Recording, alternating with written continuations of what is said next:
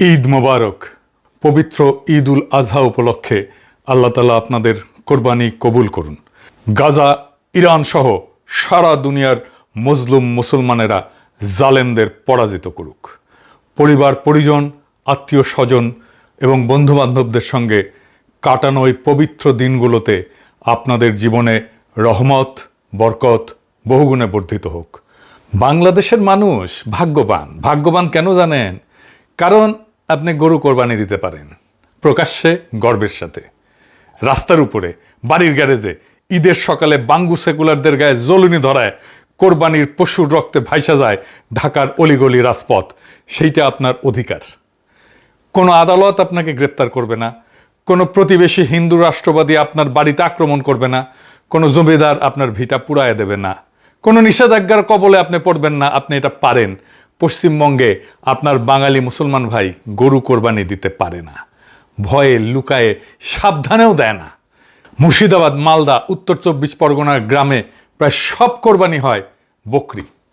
ভারতের জম্মু কাশ্মীরে 2021 সালে গরু কোরবানি নিষিদ্ধ করা হয়েছে মুসলিম সংখ্যাগরিষ্ঠ অঞ্চলেই। উত্তরপ্রদেশে গরু কোরবানির জন্য লোকে জেলে যাচ্ছে, আর আপনি 1,04,00,000 পশু কোরবানি দিচ্ছেন গত বছর। প্রায় 4 কোটি বাংলাদেশি মানুষ সেই কোরবানিতে অংশ নিছে। বাংলাদেশের মানুষ ভাগ্যবান, কিন্তু এই ভাগ্য আসমান থেকে পড়ে নাই। এইটা আপনাদের পূর্বপুরুষেরা 400 বছর ধরে অর্জন করছে নীরব বিদ্রোহে, শ্রেণীগত অপমানে, দারিদ্রের যন্ত্রণায়, জমিদারের চাবুকে, ব্রিটিশের শোষণে, পাকিস্তানির অবহেলায়। আজ আপনি যেই গরুটা কাটবেন সেটার ইতিহাস 400 বছরের। আজ সেই গল্প। কোরবানির প্যাটার্ন বাংলাদেশে অন্যরকম। সৌদি আরবে কোরবানি কি দেওয়া হয়? দুম্বা, ভেড়া, মিশরে ছাগল, তুরস্কে ভেড়া, ইন্দোনেশিয়ায় 2016 সালের ডেটায় 10 লাখ কোরবানির মধ্যে ছাগল 6,50,000, গরু মাত্র 2,80,000। ছাগলই প্রায় 64%। বাংলাদেশে 48 লাখ গরু থেকে 3,41,00,000 মানুষ কোরবানি দিতেছে। ছাগল ভেড়া থেকে 55 লাখ মানুষ। মানুষের অংশগ্রহণে গরুর কোরবানি 86%। বাংলাদেশে কোরবানির 90% বেশি মাংস আসে গরু থেকে। বাঙালি মুসলমানের কাছে গরু একটা বিশেষ পশু। কেন বিশেষ? কারণ এই উপমহাদেশে গরু কোরবানি নিষিদ্ধ ছিল 350 বছর। বাঙালি মুসলমানের গরু কোরবানি দেওয়ার অধিকার আজও পশ্চিমবঙ্গে নাই, আজও কাশ্মীরে নাই, আজও উত্তরপ্রদেশে নাই, শুধু এই দেশে আছে, বাংলাদেশে। তাই বাংলাদেশের গরু কোরবানি কোনো সাধারণ ধর্মীয় আচার না, এটা একটা রাজনৈতিক বিবৃতি। বাংলাদেশের কোরবানির প্রত্যেকটা গরু একটা ঐতিহাসিক জবাব।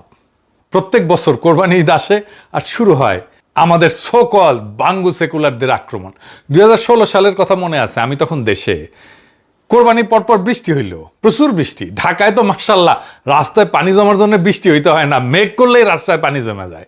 বৃষ্টি হইল প্রচুর। কোরবানি হয়েছে কিছুক্ষণ আগে, কোরবানির রক্তে বৃষ্টির পানি লাল হইল, আর বাঙ্গু সেকুলার লাশকে হাউকাও শুরু করলো। সারা দুনিয়ায় পত্রিকায় আসলো সেই খবর, বিবিসি, গার্ডিয়ান, ঢাকা ট্রিবিউন, সবাই। শুরু হইলো ফটোশপ কইরা ছবি ছড়ানো, তার সাথে চিৎকার শুরু হইলো ইন্ডিয়ান মিডিয়ার। পরিবেশ গেল অস্বাস্থ্যকর, আরো কত কিছু। বৃষ্টি হইলে ড্রেন আর সুয়ারেজ থেকে যে ঘুমুত পানির সাথে মিশে আটকায় থাকে প্রত্যেকবার বৃষ্টির পরে, আর সেই পানি মারায় মানুষকে হাঁটাচলা করতে হয়, সেটা ঠিক আছে। কোরবানির রক্ত হইলে সর্বনাশ, পশু হত্যা অমানবিক। এত রক্তপাত কেন? এই বর্বরতা বন্ধ করা উচিত। পরিবেশ দূষণ। শহরে কোরবানি নিষিদ্ধ করো, স্লটার হাউসে নিয়ে যাও, সামনে কোরবানি দিও না। আর একটা কথা তো আছেই, বনের পশু না মনের পশু কোরবানি দাও। তারা একটা কথা কখনো বলে না, প্রাণী উৎসর্গ ইসলামের একচেটিয়া বিষয় না। হিন্দু ধর্মে বৈদিক যুগে অশ্বমেধ যজ্ঞ ছিল, ঘোড়া বলি, রাজার সার্বভৌমত্ব ঘোষণার জন্য। সৎপথ ব্রাহ্মণে এর বিস্তারিত বর্ণনা আছে। সর্বশেষ অশ্বমেধ যজ্ঞ হয়েছিল 1741 সালে। জয়পুরের মহারাজা দ্বিতীয় জয় সিং পালন করছিলেন। আজও কলকাতার কালীঘাট মন্দিরে দৈনিক পাঠা বলি হয়। কালী পূজার সময় শত শত পাঠা বলি দেওয়া হয়। আসামের কামাখ্যা মন্দির হিন্দু শক্তিপীঠের অন্যতম পবিত্র মন্দির। সেখানে দুর্গাপূজার সময় মহিষ বলি দেওয়া হয় নিয়মিত। 2018 সালে 3 দিনে 19টা মহিষ বলি দেওয়া হয়েছে। নেপালে গাধিমাই উৎসব বলে একটা উৎসব আছে, হিন্দুদের উৎসব। বিশ্বের সর্ববৃহৎ পশু বলির অনুষ্ঠান। 2014 সালে 2 লাখ পশু বলি দেওয়া হয়। 2019 সালে নিষেধাজ্ঞা সত্ত্বেও হাজার হাজার মহিষ বলি দেওয়া হয়েছে গাধিমাই উৎসবে। ভারতের উড়িষ্যায় আদিবাসী চুলিয়া যাত্রায় হাইকোর্টের নিষেধাজ্ঞা অমান্য করে পশু বলি দেওয়া হয়েছে। তাদের যুক্তি, এটা তাদের ঐতিহ্যগত অধিকার। এইবার ইহুদি ধর্ম দেখেন, জেরুজালেমে দ্বিতীয় মন্দিরে দৈনিক 2টা মেষ শাবক বলি দেওয়া হইতো। সাবাতে বাড়তি বলি, উৎসবে আরো বেশি। দ্বিতীয় মন্দির ধ্বংসের আগ পর্যন্ত মানে 70 খ্রিস্টাব্দ পর্যন্ত এই প্রথা চলছে। প্রাচীন জেরুজালেমের অর্থনীতি দাঁড়াইছিল এই বলির অর্থনীতির উপরে, কোরবানির অর্থনীতির উপরে। মানব সভ্যতার ইতিহাস পশু বলির, পশু উৎসর্গের ইতিহাস। শুধু পশু না, মানুষও বলি দিত আগে। প্রত্যেকটা ধর্ম, প্রত্যেকটা সংস্কৃতি, প্রত্যেকটা মহাদেশে উৎসর্গ ছিল। তাহলে শুধু মুসলমানের কোরবানিকে কেন আক্রমণ? কারণ আক্রমণটা পশু হত্যার বিরুদ্ধে না, এটা মুসলমানের সার্বভৌমত্বের বিরুদ্ধে। সেটা কি রকম? এইটা মুসলমানের বিরুদ্ধে সাংস্কৃতিক যুদ্ধ। সাংস্কৃতিক যুদ্ধ শুরু সবসময় অন্যের সবচেয়ে কেন্দ্রীয় সিম্বলকে আক্রমণ করে, কেন্দ্রীয় প্রতীককে আক্রমণ করে। আমরা কাকে আক্রমণ করি? রবীন্দ্রনাথ। কেন? কারণ রবীন্দ্রনাথ বাঙালি ভদ্রলোক, হিন্দু আধিপত্যের সাংস্কৃতিক চূড়া। যত প্রতিভাবানই হোক, তিনি একটা শ্রেণীর প্রতিনিধি, জমিদার শ্রেণীর। আমরা বলি রবীন্দ্রনাথ বাঙালি মুসলমানের ভাষাকে অস্বীকার করছেন, তার সাহিত্যে মুসলিম চরিত্র নাই, তিনি ঢাকাকে রাজধানী করে পৃথক প্রশাসনিক এলাকা গড়ার বিরুদ্ধে দাঁড়াইছিলেন, মানে আমাদের সার্বভৌমত্বের বিরুদ্ধে দাঁড়াইছিলেন। আমরা ফাইট করি রবীন্দ্রনাথের সাথে, কারণ রবীন্দ্রনাথকে পলিটিক্যালি পরাস্ত করতে পারলেই আমাদের সাংস্কৃতিক স্বাধীনতা, সাংস্কৃতিক মুক্তি। আমরাই কাজ করবো ইনশাল্লাহ। যাই হোক, ওরা কাকে আক্রমণ করে? গরু কোরবানিকে। কেন? কারণ গরু কোরবানি বাঙালি মুসলমানের সার্বভৌমত্বের সাংস্কৃতিক চূড়া। ঢাকার রাজপথ রক্ত, মানে বাঙালি মুসলমান এখনো স্বাধীন। সে আর হিন্দু জমিদারের প্রজা না, সে আর কলকাতার ভদ্রলোকের অধীন না। এই দৃশ্যটা ওদের সহ্য হয় না, কারণ এই দৃশ্য তাদের পরাজয়ের স্মারক। তাই বছরের পর বছর আক্রমণ, পরিবেশ দূষণ, পশু অধিকার, শহরে নিষিদ্ধ করো, স্লটার হাউসে নিয়ে যাও। স্লটার হাউস মানে কি? স্লটার হাউস মানে কোরবানি লোক চক্ষুর আড়ালে হইতে হবে, মানে রাস্তায় রক্ত না, মানে ঈদ অদৃশ্য হইয়া যাবে, কোরবানি অদৃশ্য হইয়া যাবে চোখের সামনে থেকে। বিএনপি একই ফ্যাসাং ধরিছে। দেখেন, যেখানে সেখানে আপনার কোরবানিটা দিয়েন না। কোরবানিটা এরপরে হয়তো এখন হচ্ছে না, 2-3 বছর পরে আমরা বিদেশের মতো করতে পারি, যে যেখানে সেখানে আমরা কোরবানি না দিয়ে স্লটার হাউস আমরা করে দেবো। আছে আমাদের 2টা স্লটার হাউস, এগুলো আমরা আরও বাড়ায় দিতে পারি। কারণ দেখেন, আপনার কে কীভাবে নেবেন জানি না, যখন এই যে আপনার বাড়ির সামনে রোডের মধ্যে যখন কোরবানিটা দেন, এই শিশু বাচ্চারা যখন একটা দেখে যে জীবন্ত একটা প্রাণীকে আপনি কিভাবে মারতেছেন, সাইকোলজিক্যালি কিন্তু একটা বাচ্চা নিতে পারে না এটা।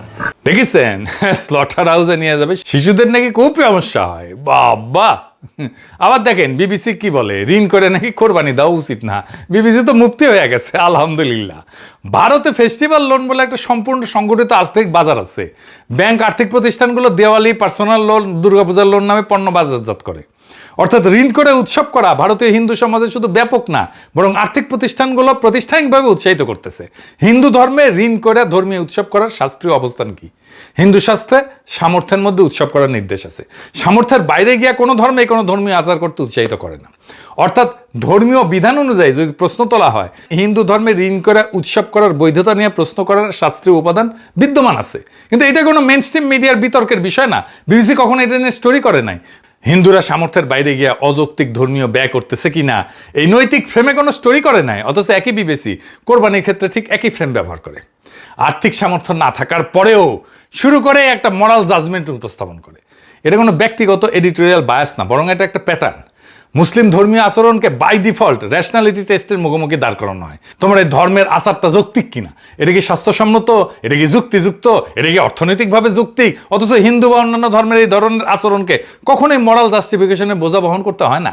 তালাল আসাদ, সাবা মাহমুদ, ওনারা দেখাইছেন কিভাবে সেকুলার লিবারেল মিডিয়া মুসলিম ধর্মাচরণকে জাস্টিফিকেশনের বোঝা বহন করতে বাধ্য করে। হিন্দু জমিদার 350 বছর যা করছিল, কোরবানি অদৃশ্য রাখা, সেটাই এখন বিএনপি আর সেকুলারদের ভাষায় ফিরে আসতেছে। এইগুলো ধুনফুন মুখোশ মাত্র। আসল লক্ষ্য কোরবানির ভিজিবিলিটি কমাও, মানে বাঙালি মুসলমানের সার্বভৌমত্বের ভিজিবিলিটি কমাও। 350 বছরের নিষেধাজ্ঞা। বাংলায় গণহারে ইসলাম গ্রহণ শুরু হয় 1500 থেকে 1600 সালের পরে। প্রথম 300 বছর বাঙালি মুসলমান শুধু নামেই মুসলমান ছিল, নামাজ টামাজ পড়তো না, কোরআনের ছাপা কপিও ছিল না, আরবিও জানতো না, পড়তেও পারতো না। মাঝের 300 বছর শুধু নামে। কিন্তু এই 300 বছর একটা জিনিস তারা শিখছিল, গরু খাওয়া যাবে না। কেন? 2টা কারণ। এক, জমিদারি। বাংলার বেশিরভাগ জমিদার ছিল হিন্দু।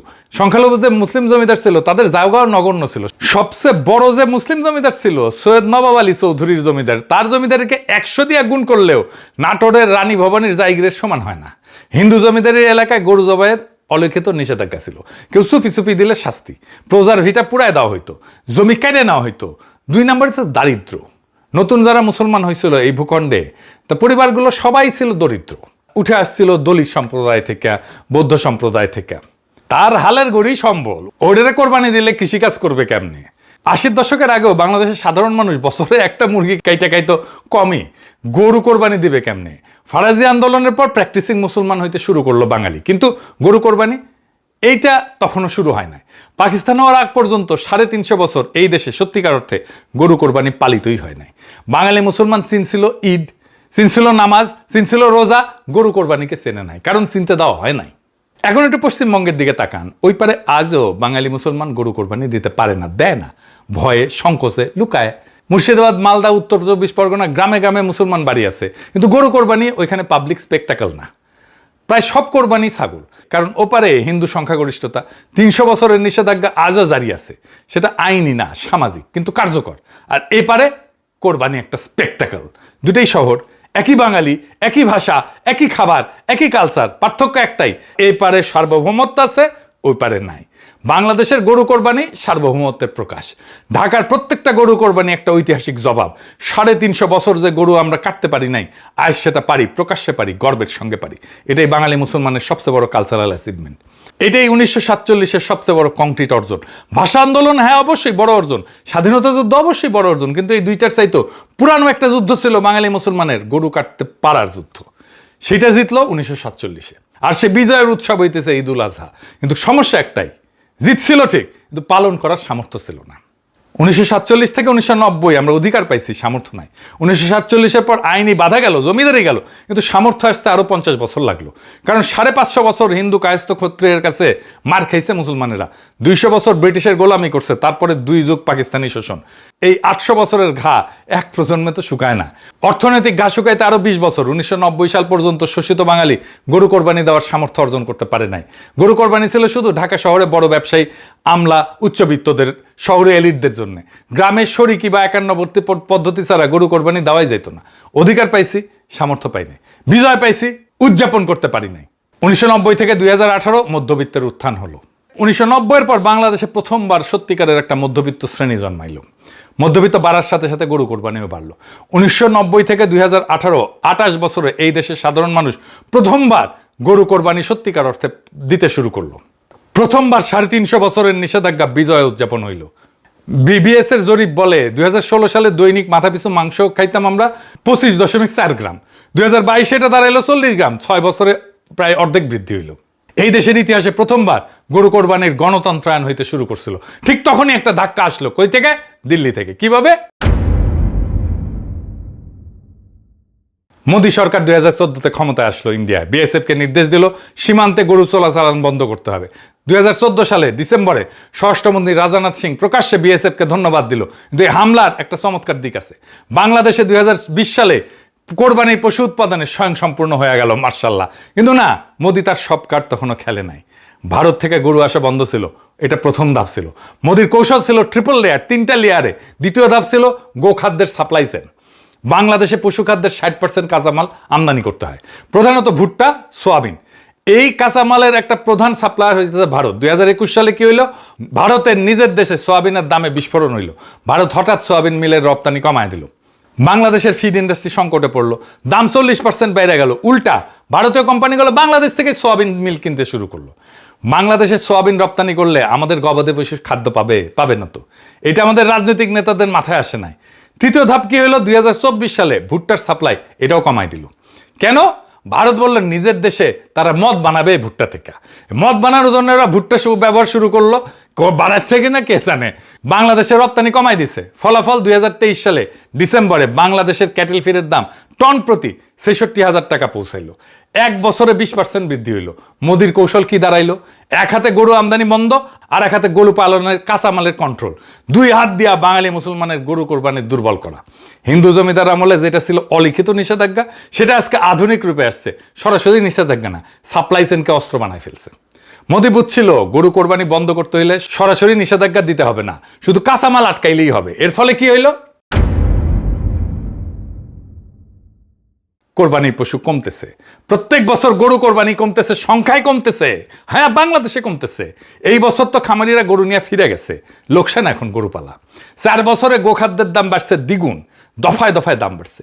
এইটা শুধু এই বছরের না, 2019 সালেও সংবাদ ছিল গোখাদ্যের দাম বাড়ায় কৃষক বিপাকে। কোরবানির চামড়া নিয়ে মাদ্রাসাগুলো চলতো, কোরবানির চামড়ার মার্কেট একেবারে ধ্বংস করে দেওয়া হয়েছে। এখন মানুষজন পুইতে ফেলে চামড়া। গোপনে কোরবানিকে অদৃশ্য করে দেওয়ার ষড়যন্ত্র চলতেছে দেশের ভিতরে আর বাইরে থেকে। হাসিনার শাসন ছিল রিহার্সেল, ধীরে ধীরে গরু কোরবানি বন্ধ করার রিহার্সেল। এখন আমাদের কি করা উচিত? আমাদের গোখাদ্যের সার্বভৌমত্ব, বাংলাদেশে 60% ফিড কাঁচামাল আমদানি নির্ভর, এইটা ইমিডিয়েট ভালনারেবিলিটি। আমাদের উচিত ভুট্টা চাষ বাড়ানো। বাংলাদেশে এখন 60 লাখ টন ভুট্টা উৎপাদন করে, প্রয়োজন 1 কোটি টন ভুট্টা উৎপাদন করতে হবে। 4 গুণ বাড়ানো সম্ভব। রংপুর, দিনাজপুর, চট্টগ্রাম পার্বত্য অঞ্চলে জমি আছে, পানি আছে, শ্রম আছে, দরকার কৃষিনীতি, সরকারি সাবসিডি। আর সোয়াবিন, বাংলাদেশে সোয়াবিন উৎপাদন প্রায় শূন্য। বাংলার লুথার কিং ফরিদপুরে নাকি সোয়াবিন চাষ দেখেছিল স্বপ্নে, মনে হয়। শুনেন প্রিয় ভাই বোনেরা, এই ফরিদপুরের চর অঞ্চলগুলো ধরে চল অঞ্চলগুলো নিয়ে প্রচুর পরিমাণের সোয়াবিন চাষ হয় না? হ্যাঁ, সোয়াবিন চাষ হয় কি? হ্যাঁ না? না হয় না? এখানে সোয়াবিন চাষ হয় না, কম হয়। কম হয় কেন? ভুট্টা হয়, ভুট্টা চাষ হয়, রাইট? শুনেছেন? যাই হোক, নোয়াখালী, লক্ষ্মীপুরের চলাঞ্চলে সোয়াবিন চাষ করা সম্ভব, কিছু পাইলট হয়েছে। এটাকে জাতীয় প্রকল্প বানাইতে হবে। ভুট্টা আনতে হবে অন্য দেশ থেকে, মায়ানমার থেকে আনা যায়, ইউক্রেন থেকে আনা যায়, সোয়াবিন ব্রাজিল থেকে আনা যায়, আর্জেন্টিনা থেকে আনা যায়। চুক্তি করতে হবে।